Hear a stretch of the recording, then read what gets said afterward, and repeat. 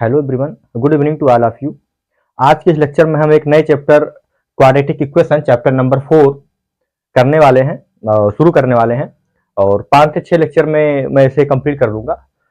और इसके पिछले लेक्चर में हमने pair of linear equation in two variable complete कर दिया था 3.3, है ना। तो उम्मीद है कि आप लोगों ने उसे पढ़ा होगा, और अगर नहीं पढ़ा है तो मेरा रिक्वेस्ट है कि उसे आप पढ़ लें, क्योंकि जो चीज़ें मैंने उसमें पढ़ाया है वो जरूरी है। ठीक है भाई। तो क्वाड्रेटिक इक्वेशन को शुरू करने से पहले उसका जो थोड़ा सा हिस्टोरिकल है वो मैं आपको एक पेज दे रहा हूँ, सामने स्क्रीन पे दिख रहा होगा। उस पेज को आप पढ़ लेंगे। ठीक है भाई, पढ़ लेंगे तो आप पता चल जाएगा थोड़ा सा कि क्वाड्रेटिक इक्वेशन को सबसे पहले किसने दिया, कैसे क्या हुआ। ठीक है भाई, ऐसा कुछ तो थोड़ा सा हिस्टोरिकल है, वो ज्यादा नहीं है, तो उसे आप देख लें।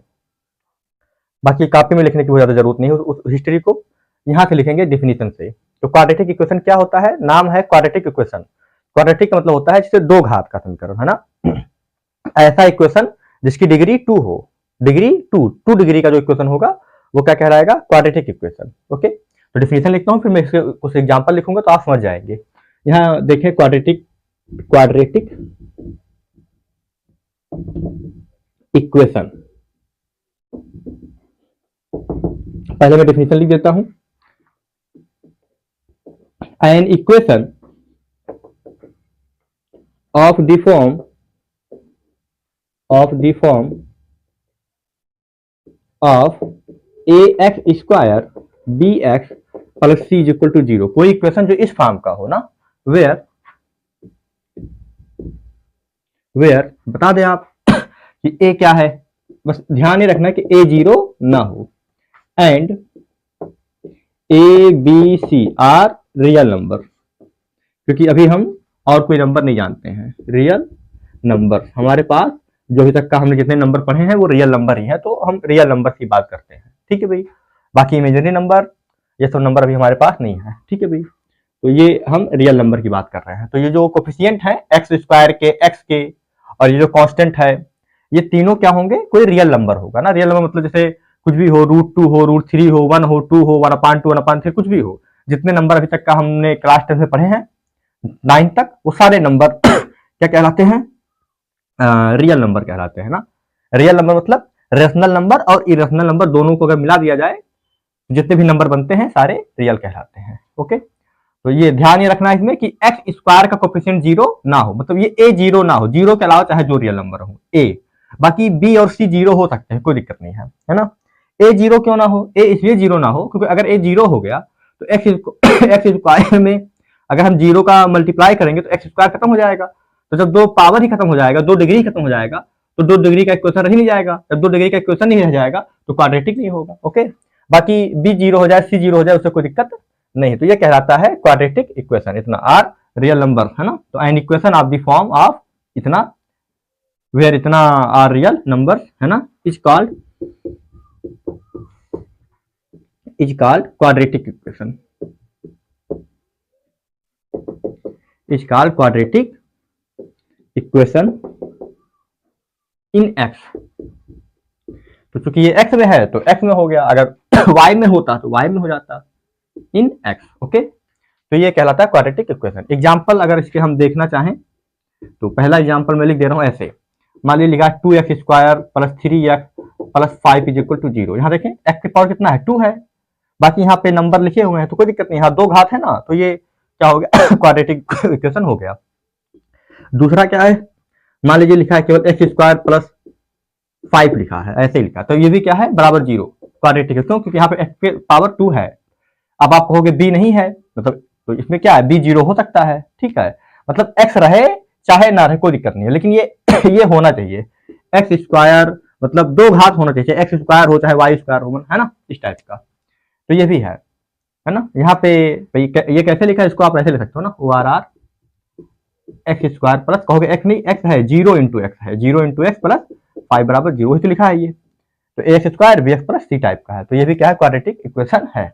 कहीं ऐसे लिखा है एक्स स्क्वायर बराबर 0, कोई दिक्कत नहीं है, बी सी दोनों 0 है, बी सी दोनों 0 है, तो एक्स स्क्वायर बराबर 0 हो गया। ओके, तो ये सारे क्वाड्रेटिक इक्वेशन है। अब मान लीजिए ऐसा कहीं लिखा है, चौथा example, X square plus under root 5x plus 7 बराबर 0। क्या ये है? हाँ हाँ, यहाँ ये है, क्योंकि अंडर रूट 5 तो रियल नंबर है ना, तो ये क्वाड्रेटिक है।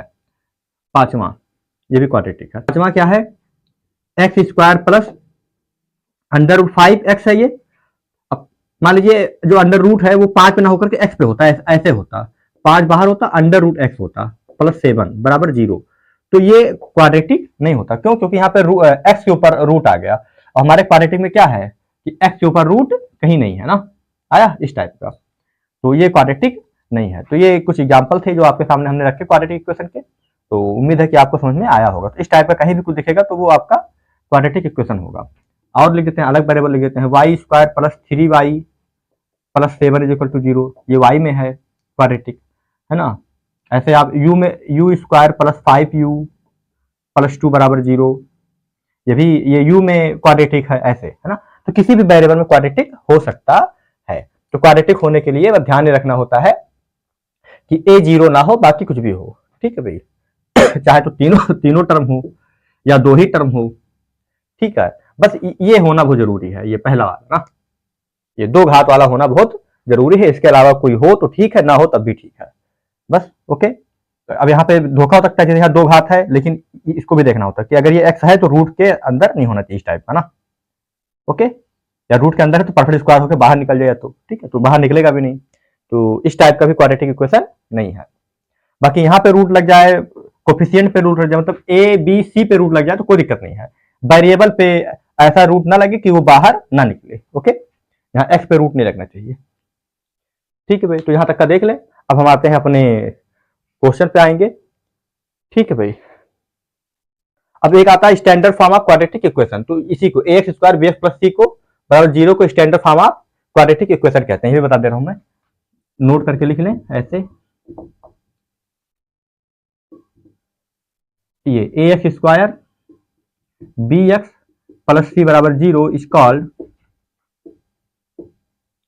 Is standard form, is standard form, standard form of quadratic equation.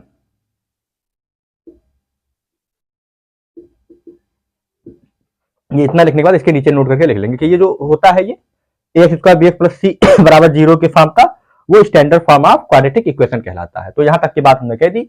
अब हम एग्जांपल नंबर 1 करेंगे एनसीईआरटी का, ओके। देख लें यहां तक, चले ठीक है बेटा। एग्जांपल नंबर 1 देखें सारे बच्चे। Represent the following situation mathematically. जो फॉलोइंग कुछ क्वेश्चन दिए हुए हैं उनको पढ़कर मैथमेटिकली इक्वेशन लिखना है, ओके। केवल इक्वेशन लिख के छोड़ देना है इस क्वेश्चन के अकॉर्डिंग। तो पहले का पहला कह रहा है, पहले का पहला पार्ट कह रहा है बेटा, ध्यान दे क्वेश्चन पे, कि जॉन एंड जीवंती टुगेदर है 45 मार्बल। जॉन और जीवंती 2 लोग हैं, दोनों के पास 45 मार्बल टोटल हैं, ओके। टोटल मिला के 45 मार्बल हैं। फिर कह रहा है both of them lost 5 marble each. दोनों ने 5-5 मार्बल खो दिए। तो जब खो दिए तो दोनों लोगों में से 5-5 घट जाएगा, दोनों लोगों के मार्बल में से 5-5 घट जाएगा, ठीक है भाई। फिर कह रहा है and the product of the number of marble they now have. तो जो 5-5 मार्बल खो गया है, घटने के बाद जो मार्बल बचा है, 5-5 घटा दो दोनों में से, तो जो बचेगा उन दोनों का जो गुणा होगा वो 124 होगा, हैव इज 124, ओके। तो we would like to find out how many marbles they had to start with. तो है ना, तो वी वुड लाइक टू, हमें ये जानना पसंद होगा कि उन्होंने कितने मार्बल से शुरुआत की थी, दोनों लोगों ने ना, दोनों के पास कितने कितने मार्बल थे ये जानना चाह रहा है। लेकिन इसने कहा है केवल इक्वेशन बना के छोड़ दो, ठीक है भाई। चले, तो मैं लिखता हूं कि मान लेते हैं कि 45 मार्बल टोटल है, तो जॉन के पास मान लीजिए x मार्बल है, तो जीवंती के पास 45 माइनस x होगा। भाई मान लीजिए जॉन के पास x है और जीवंती के पास y है, ये जॉन के पास मार्बल है, ये जीवंती के पास मार्बल है, दोनों मिला के 45 है। तो y का मान क्या आ जाएगा, 45 माइनस x। तो जॉन के पास अगर x है तो जीवंती के पास y माने 45 माइनस x। मैंने कहा लेट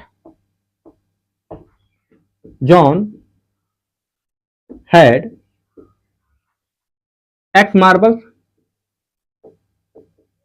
एंड जीवंती, है ना, and Jeevanti had 45 minus x marble. Okay, ये बात होगी। ऐसे दोनों मिला के 45, तो y का मान 45 माइनस एक्स, तो ये y क्या है, जीवंती के पास है, तो जीवंती के पास 45 माइनस एक्स मार्बल होंगे ना। तो ये हो गया। अब दोनों ने 5-5 मार्बल खो दिए हैं, तो मैंने कहा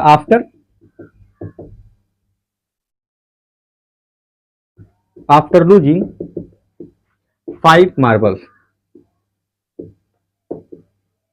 after losing 5 marbles, the number of marbles, the number of marbles left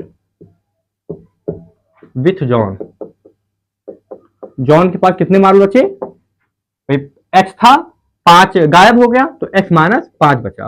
okay, and the number of marbles left with Jeevanti is equal to, कितने थे जीवंती के पास, 45 माइनस एक्स, तो पुराना था, 5 खो गया तो 5 घट जाएगा, तो 45 में से 5 जाएगा तो 40 माइनस एक्स। तो अकॉर्डिंग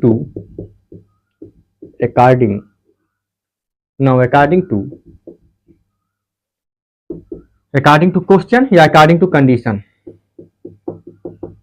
अकॉर्डिंग टू क्वेश्चन, दोनों का जो गुणा है ना, 5-5 खोने के बाद जो बचा हुआ नंबर है उनका जो गुणा है तो 24 है, तो x माइनस 5 और ये 40 माइनस एक्स, दोनों का गुणा कितना है, 124 है। गुणा कर लो आप, x का गुणा 40 में तो हो जाएगा 40x, f का गुणा x में तो माइनस में x, तो भाई x उठाओ दोनों में मल्टीप्लाई करो, तो x का गुणा 40 में तो 40x, माइनस का माइनस, x का गुणा x में तो x स्क्वायर, फिर माइनस 5 का गुणा 40 में तो 5 ओके 20, 200 हो गया, माइनस माइनस प्लस 5x बराबर 124। अगर इसको सॉल्व करें तो एक्स स्क्वायर पहले लिखेंगे, ठीक है, या सबको इधर भेज दो, पहले सॉल्व करो, 40x और 5x 45x minus x square minus 200 बराबर 124, 124 ओ आर आर सबको इधर भेज दो, इधर 0 हो गया, इस साइड जाएगा तो हो जाएगा, पहले बड़ा वाला पावर लिखो, एक्स स्क्वायर, माइनस में एक्स स्क्वायर है ना, तो ये हो जाएगा प्लस में एक्स स्क्वायर, 45 इधर आएगा तो माइनस में 45x होगा, पहले बड़ा पावर फिर छोटा पावर माइनस 45x, और फिर माइनस 200 इधर जाएगा तो प्लस 200 हो जाएगा,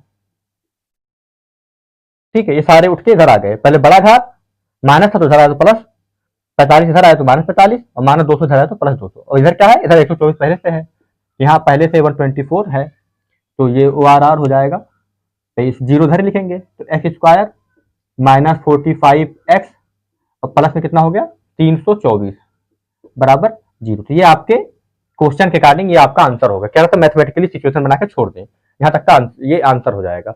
लेकिन अगर इसको सॉल्व करने को कहा होता तो इसे हम फैक्टर करके सॉल्व भी करते, ठीक है भाई, तो यहाँ तक का आप देख लें, फिर हम एक्स्ट्रा इसको सॉल्व करके दिखा देते हैं, लेकिन आपका आंसर आपके क्वेश्चन के अकॉर्डिंग यही हो जाएगा। अगर इसको सॉल्व करने को कहेगा तब आप सॉल्व कीजिएगा, ठीक है भाई, तो यहाँ तक का देख ले, फिर मैं इसको मिटा के इसको सॉल्व कर दे रहा हूँ।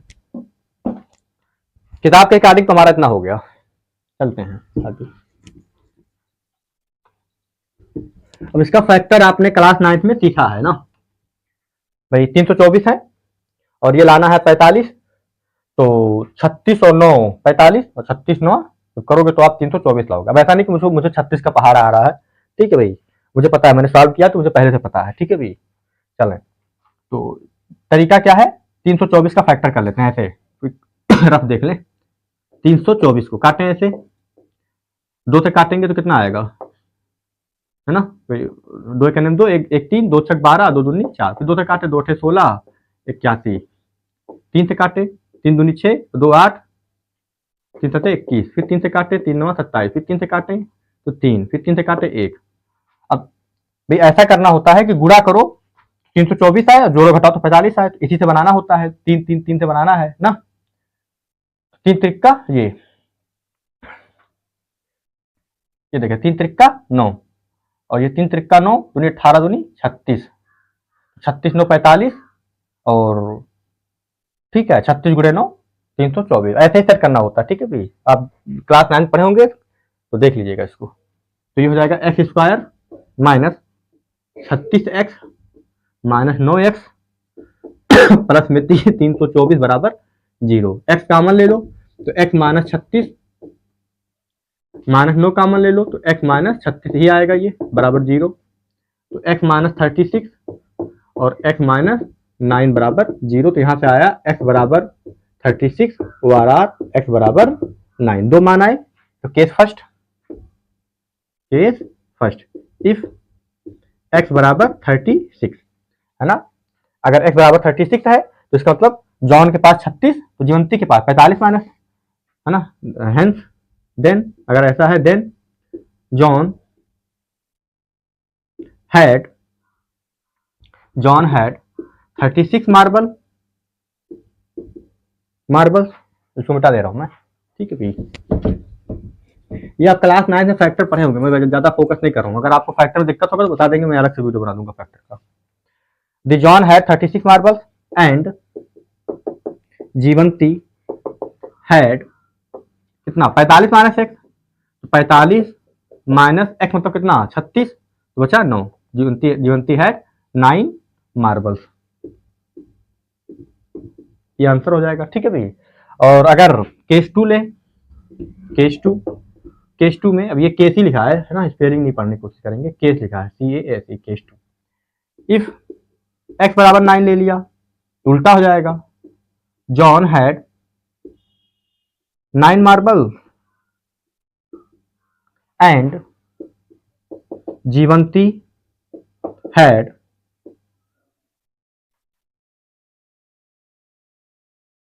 कितना 45 में से 9 घटा तो 36 आएगा, 36 मार्बल। तो ये इसके आंसर आ जाएंगे कब, जब इसको सॉल्व करने को कहेगा तब। अदरवाइज इतना नहीं करना है, केवल मैथमेटिकली बना के छोड़ देना है। तो आप क्वेश्चन देख लीजिएगा बोर्ड एग्जाम में, मैथमेटिकली बना के छोड़ने के लिए कहा है कि सॉल्व करने के लिए कहा है। ठीक है, चलें, तो ये आपका आंसर हो गया एक्स्ट्रा वाला। ठीक है, देख लें यहाँ तक।